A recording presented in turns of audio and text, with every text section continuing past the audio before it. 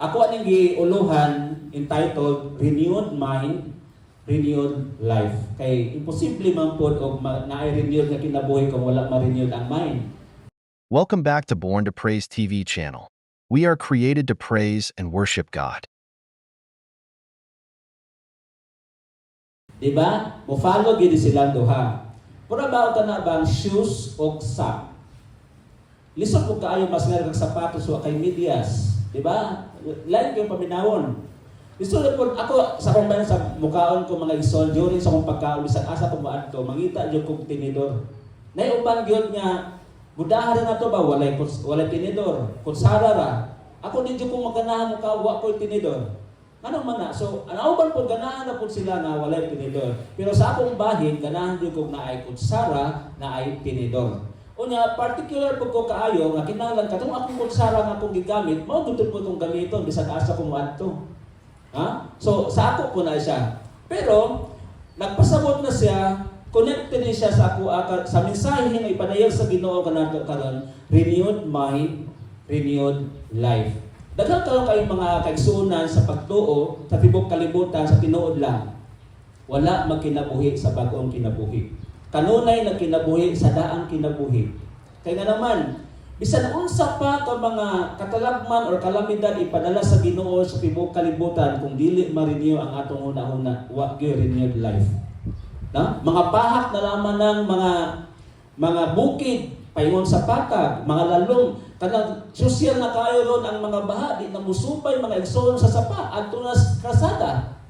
No? Nga naman, kay gipakita na mga igsoon sa kinaiyahan na kinahanglan ang tao maghinulsol o mubalik sa Dios. Dili maghinulsol, walay pagbag-o sa kinabuhi, tungod kay walay pag-renew sa ilahang una-una.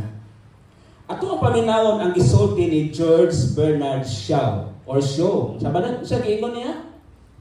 How ka another day or kang pubutan. O sa gisulti ni George Bernard Shaw, ingon sa diri nga, progress is impossible without change. And those who cannot change their minds cannot change anything. Di ba?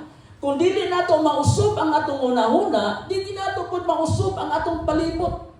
Kaya how could we able to say that kinahanglan ng transformation, kinahanglan ka og kalinaw. Ya, sa atong kaugalingon mismo, walay kalinaw. So lisod kayo, di ba? So kinahanglan ang kalinaw kung atong bisgutan, kung mokuni ang atong gusto nga may tabo sa ato ang palibot, dapat sugdan nato sa atong kaugalingon. Amen? The same po sa change. Unang ingon siya na progress ang kalambuan mga igsoon imposible mahitabo kung walay mga pag-usop. Asa magsugod ang change? Sa ato bang physical outlook? Nindot ta og sanina, change na ba dahil na? That is just secondary. And what is primary? The primary is changing of mind. Una din na ang pag-usop sa una-una. Kaya kung dili masunod dili mausog ang una-una mga brothers and sisters in Christ, kining atong gisulti dinhi sa pulong sa Ginoo, kining pulpito mga ison natong gigamit pag-teach sa word of God, bisan asa ta madunggan nato ang pulong sa Ginoo, wala ra gyud nay epekto. Ngano ingon tong wala epekto?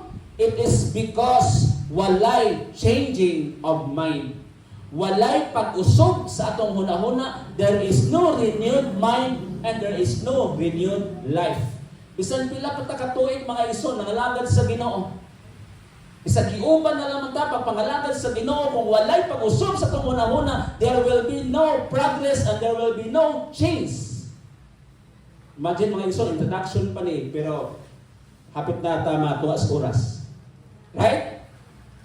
So, nganong ingon ani mga igsoon ang connected sa to ang concept sa tong mensahe tungod kay daghan karon sa tibuok kalibutan mga igsoon nakahibalo kung unsay buhaton aron nga mohulong kining mga kalamidad sa tibuok kalibutan.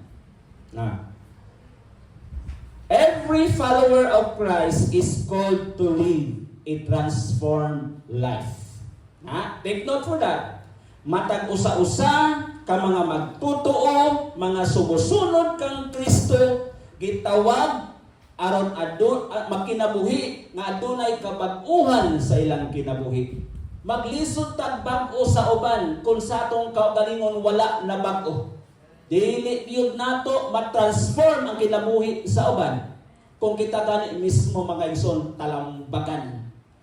Mo gyud gisulti sa Bible. And it's sad to know nga daghan kaayong mga Kristohanon nga ingon ani. That's why calamity will not run out. Dili mo undan. As I've said, bisag nakanumlum ko dito kuso-kuso ang pinakakusog sa ato na ring bahin. Kaya nagakanlaon man ko. Ang kanang among giagian diha sa una estudyante pa ko sa unahan mo na among eskwelahan.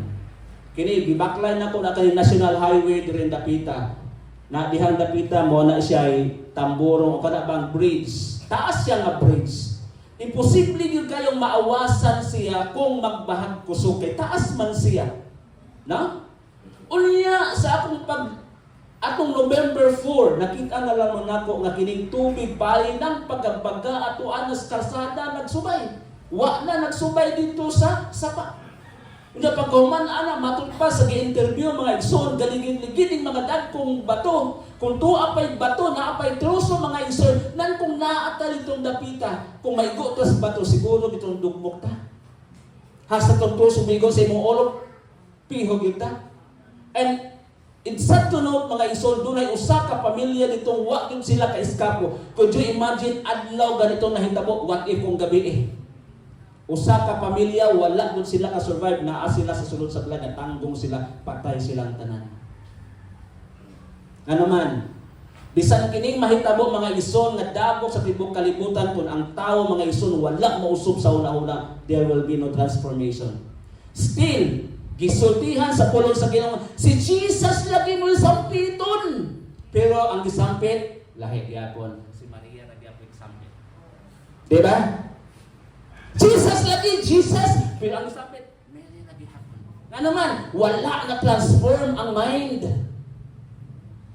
Wala na transform ang mind. Pag wala ma-transform ang mind, kanang imong gituruan, bugo na imong i-confess, muna imong i-process, i-profess.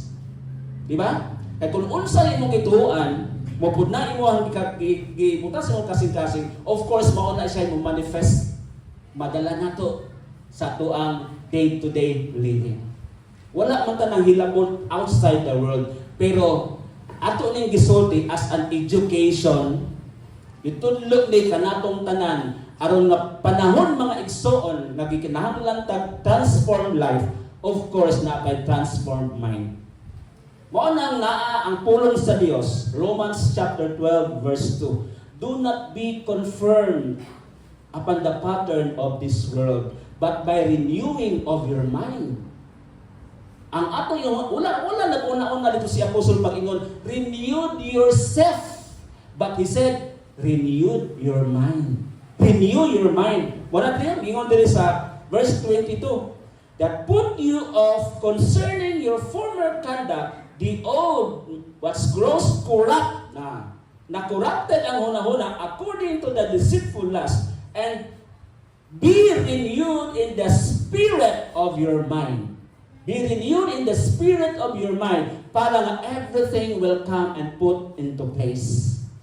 Mao gyud ang importante ko sekreto lagi mga igsoon. Hallelujah. Natay pangutana din another one. Salvation is not just about believing in Jesus.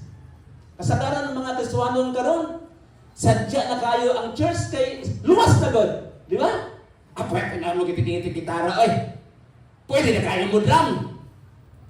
Tindog na kayong tingog. Gibayos langit, pero pagkabot sa wali, nagduka. Pagkabot sa wali, tuwala dito sa parsonage, nang ngapina. Kaya nga naman, wali naman tayo sa kanta. Remember mga igsoon, worship is not all about singing. Worship is not all about playing instruments. Kung ako pagbuton mga igsoon, mas maayo pag wala instruments. Kaya nga naman, kung may enjoyments kabataan karon. Hello? Pero pangutana imo ang una-una, do you have a renewed mind? Do you have a renewed life?